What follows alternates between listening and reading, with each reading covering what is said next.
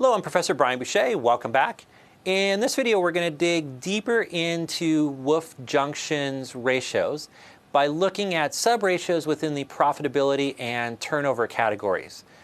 This will allow us to pinpoint what specifically is going well for their profitability, what specifically is going well for their turnover, and tie that back to their strategy so that we can get a sense for what in Wolff Junction's strategy is really paying off and giving them an advantage over their competitors. Let's get started. We're going to expand our DuPont ratio analysis framework by digging more deeply into the profitability and efficiency ratios. So we'll look at some sub-ratios under profitability and some sub-ratios under asset turnover. So first we're going to look at the profit margin ratios. Here the goal is to figure out what are the drivers of profitability. So what we're going to do is decompose profitability or return on sales by various important income statement line items. So first we're going to look at gross margin. That's gross profit, which is sales minus cost of goods sold, or the markup of the selling price over cost of producing the goods divided by sales. Then we'll look at the SG&A expense to sales ratio. That'll give us a sense of whether we're controlling all the other costs of running the business. We'll look at operating margin, which is a combination of the markup over cost, gross margin, and all the other expenses, SG&A. We'll look at interest expense to sales to get a sense of how financing is affecting profitability, although that's not part of the ROS ratio that we calculate. And then we'll look at the effective tax rate, which is income taxes as a function of pre-tax income. Seriously? I see a mistake on this slide. For the effective tax rate, you divided by pre-tax income instead of by sales. No, this is actually not a mistake. By dividing income tax expense by pre-tax income, we get a tax rate which is easier to interpret than income tax expense to sales. For instance, if we divide by pre-tax income and come up with an effective tax rate of 36%, you could compare that to the tax rate in the company's country and state and municipality and see whether that seems high or low. But if I told you their ratio of income tax expense to sales was 0.5%, it's much harder to interpret. So by putting this as a tax rate, it's easier for us to think about whether it's high or low for the company. So let's pull up the spreadsheet for Wolff Junction. And what we can see is they had the increasing in return on sales, their profitability over time, which we said last video was the secret to their success. Now we can dig into the sources of this improvement in profitability by looking at the different sub-ratios. So first we have gross margin, which remember is the selling price minus the cost of the goods. So that gross profit divided by sales, it's like the markup over cost. And that has been steadily increasing over the period from 35% up to 40%. So that clearly has driven their profitability. What could explain that? Well, if we go back to the facts of the case, it could be the strategy of trying to control costs. So remember, they have a limited number of items or limited number of styles they keep in stock, which could control their production costs. They manufacture their clothing under a private label using their own suppliers, and they have a lot of suppliers, which may allow them to play suppliers off of each other to get really good deals on the cost. And also they did the regional distribution centers so that inventory wasn't stuck in stores where it might be selling slowly, but instead was in a warehouse and then sent to whatever stores were selling things quickly. And what's striking about this is they also have the strategy of selling older stock at reduced prices, slashing the prices to get out the door. Normally that would reduce gross margin. Doesn't seem to be having a major effect here, which means they've been managing their old styles really well so that they don't have a lot of it. The other reason this might be going up is on the price side. So for a given level of cost, they're able to charge a higher price. And this could be the payoff from their strategies to establish their brand name. So their heavy spend on advertising and celebrity endorsements could be paying off here. The next ratio we have is SG&A to sales. So this is the ratio of all the other expenses of running the business, sales force, marketing, advertising, top management, human resources, so forth. That has been trending upward. And then it sort of leveled off in 2015. So we cannot say that controlling these costs have been a secret to their profitability. Actually, these costs have been starting to creep up. And that might make sense because any increase in advertising or promotion costs are going to show up in the SG&A. So it looks like Woof is doing a strategy where they're willing to incur some extra SG&A costs in order to get a higher markup over cost. Operating margin is the combination of those two, so it's been trending up, showing that this increase in gross margin is more than offsetting the increased expenses in SG&A. Then we have interest expense as a percent of sales, fairly flat, not a big deal for Woof. And then their effective tax rate shows that they're paying a slightly lower tax rate, about 3% over this period. We don't have any facts in the case to tell us what it is, but that also will help their profitability if they're able to find ways to control and reduce their tax burden. Next, we're going to look at the sub-ratios under the asset turnover ratio. And these are going to tell us how many times per year do we cycle through a given account. For example, when we look at inventory turnover, if the value is 8, it means that we build and then sell the inventory 8 times during the year on average. So we'll get accounts receivable turnover, which is sales divided by average accounts receivable. That'll tell us how many times during the year did we create accounts receivable through credit sales and then collect the cash. Inventory turnover is cost of goods sold over average inventory. We use cost of goods sold because that's the cost of the inventory that we sold. That's what we want to compare to the average inventory during the year. And I told you how to interpret that just a second ago. Accounts payable turnover is purchases over average accounts payable. Purchases are the amount of inventory that we add during the year, either through manufacturing or buying the inventory. And that can be calculated using this equation here, ending inventory plus cost of goods sold minus beginning inventory. What this tells us is how many times during the year do we create an accounts payable because we got something from a supplier and then eventually pay it off. And then finally, we have fixed asset turnover, which is sales over average net property, plant, and equipment. What this is going to tell us is how much sales do we generate for our investment in property, plant, and equipment. What? These ratios make about as much sense as a Texas turtle buying a parka and mukluks. I completely agree. Not about the Texas turtle, but about the fact that these turnover ratios are hard to interpret. So let me give you another version of these ratios, which I find much more intuitive. Now let's transform these asset turnover ratios into days outstanding ratios. These ratios are going to tell us how many days on average a given account is outstanding. For example, if we had days inventory of 45, it means that it takes 45 days on average from the time we start building inventory until the time that we sell it. So the first ratio we'll look at is we'll transform accounts receivable turnover into days receivable outstanding or days sales outstanding. And the way to do this transformation is we just take the inverse of the turnover ratio and multiply times 365, and voila, we get this interpretation of number of days it takes for our customers to pay us. Days inventory is 365 times the inventory turnover ratio inverted. And as I said before, that's the number of days it takes to build inventory and then hold it until we sell it. Days payable, same idea. It'll give us the number of days it generally takes us to pay our suppliers after we receive something from them on account. Dude, what do you like doing leap years? They have 366 days, you know. So when I first learned these ratios, I was taught to use 360 days, not 365, because 360 made it much easier to do the calculations on our slide rules.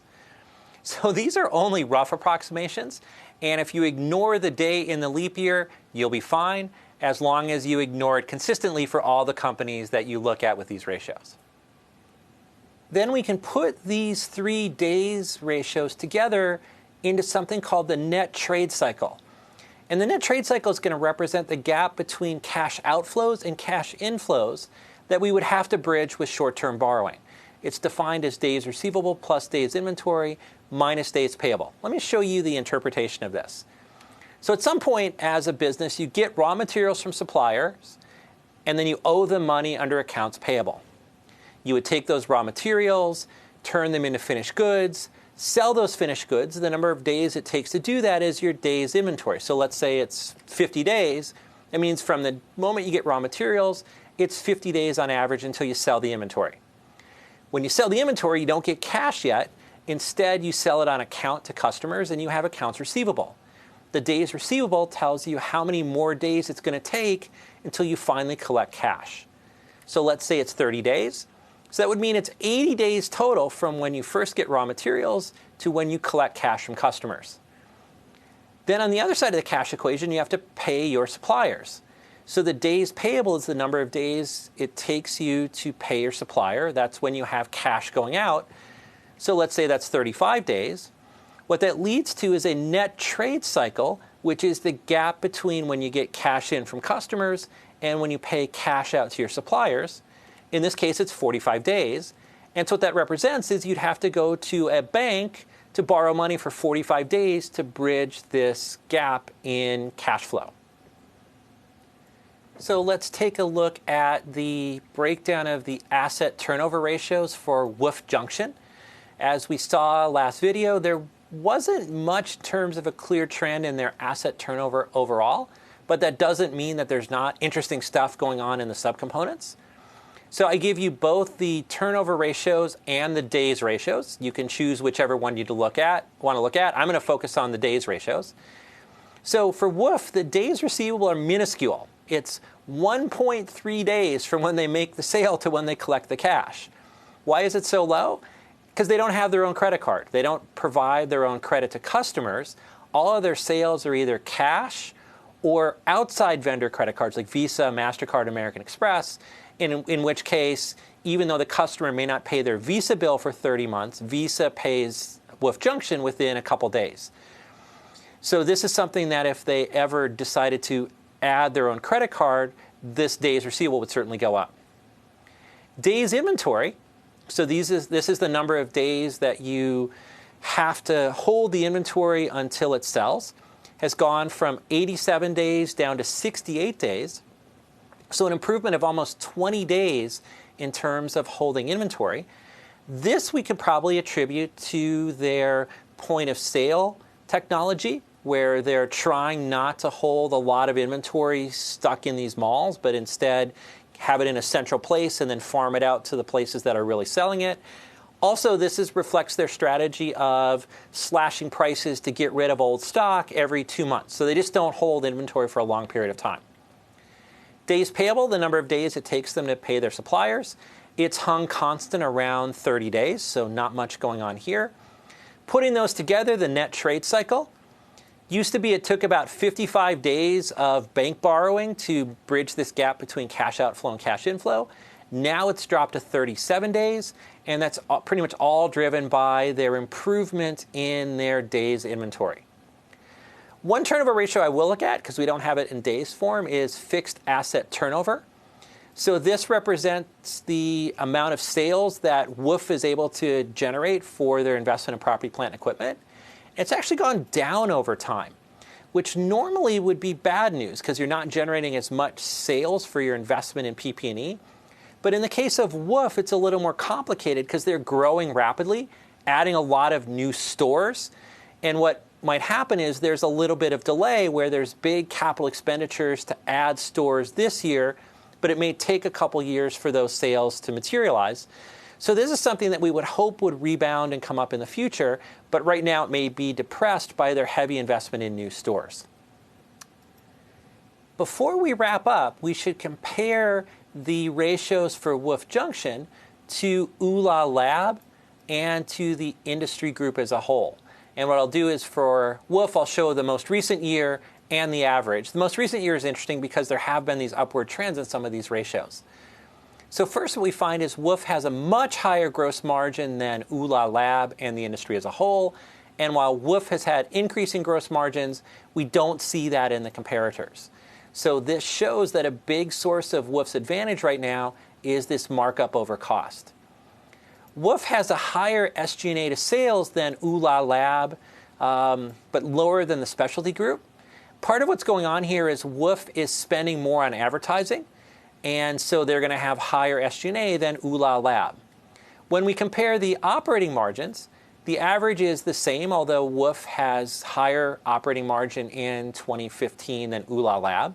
And so what that's saying is the extra advertising is being offset by the improvements in gross margin, and so they end up having a higher operating margin than ULA Lab. Then if we look at the effective tax rate, it's actually on average higher for WOOF than ULA Lab, although ULA Lab has had a lot of volatility in this. But I think you can say these are fairly comparable, and that WOOF's big advantage over its competition is it's able to get this higher gross margin. If we look at the days ratios, we find that days receivable is much lower for WOOF than ULA Lab in the industry. That's because ULA Lab has a credit card. I mean, who doesn't have an ULA Lab credit card at this point? Whereas WOOF hasn't done that yet. So that's why there's a big advantage for WOOF in terms of lower days receivable. Days inventory, even though it's been trending downward for WOOF, it's higher than ULA Lab. Days payable is sort of similar. It's a little bit longer for WOOF. If we look at the net trade cycle, substantially lower for WOOF than it is for ULA Lab. And what's going on here is even though they have the inventory a bit longer, not having their own credit card causes them to not borrow as much as ULA Lab. On the other hand, WOOF is not getting the credit card income. So one of the things WOOF has to think strategically is if they add the credit card, they'll get credit card income, but they're going to have to borrow from the bank a bit longer because their days receivable will go up. But overall, we can see that WOOF has made good progress in their inventory. Still not as good a shape, though, as ULA Lab. And the big advantage in their profitability is this gross margin, which is substantially higher. So the ratio analysis so far has shown us that WOOF's big advantage in profitability is their gross margin. And that ties back to their branding strategy, which allows them to charge a higher price for their goods, and to their cost containment strategies, which is reducing the production cost of their goods. Now, the ratio analysis can't tell us which one of those two is more important or how much they are contributing to gross margin, but at least we're at the point where we know to try to gather more information about that, either if we have a chance to ask management or to try to read about this in competitors or other sources to try to figure out what is really driving the advantage for WOOF. Is it branding, cost containment, or both? Similarly, the efficiency analysis has shown us that WOOF has great advantages in their low days receivable and their improving inventory turnover, which again, we can tie back to specific parts of their strategy. But the ratio analysis won't tell us how sustainable those are into the future, but at least it's highlighted that we need to figure out, can WOOF sustain its low days receivable, its improvement in inventory turnover, in order for it to have these advantages going forward. So that wraps up our look at the profitability and efficiency of WOOF. In the next video, we're going to turn our attention to liquidity ratios. I'll see you then. See you next video.